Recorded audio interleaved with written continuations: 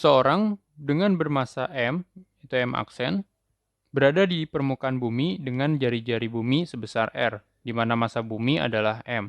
Ketika orang tersebut berada di atas permukaan bumi sejauh r, maka yang ditanyakan adalah berapa perbandingan gaya gravitasi ketika seorang tersebut berada di atas permukaan bumi dengan ketika orang tersebut berada di ketinggian r dari permukaan bumi, atau r aksen. Perlu diketahui, besar dari r aksen itu adalah pertambahan dari ketinggian orang tersebut terhadap permukaan bumi dengan jari-jari bumi. Maka R tambah R akan menghasilkan nilai 2R. Jadi R aksen sama dengan 2R. Langkah selanjutnya untuk mengetahui perbandingan gaya, maka perlu mengetahui rumus dari gaya gravitasi.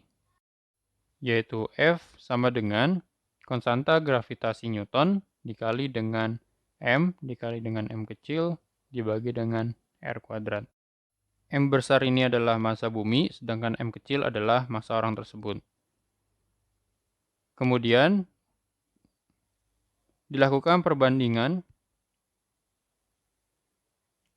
antara gaya ketika orang tersebut berada di permukaan bumi dengan gaya ketika orang tersebut berada di atas permukaan bumi dengan jarak sejauh R.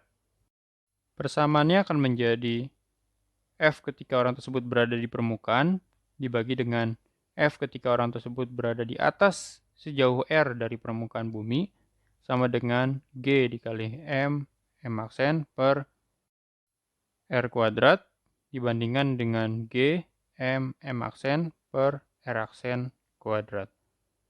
Nilai G dapat dicoret, begitu juga nilai M karena memiliki nilai yang sama, sehingga persamaannya menjadi FR per FR aksen sama dengan R aksen kuadrat dibagi dengan R kuadrat. Langkah selanjutnya adalah mensubstitusi nilai R, yaitu R aksen sebesar 2R kuadrat dan R di permukaan bumi sebesar R besar kuadrat. Nilai R dapat dicoret, maka didapati besar perbandingannya menjadi FR per FR aksen sama dengan 4/1. Sehingga berdasarkan perhitungan tersebut, didapati jawaban yang paling tepat pada persoalan ini adalah opsi E, yaitu 4/1. Untuk perbandingan percepatan gravitasi di permukaan dengan di ketinggian sejauh R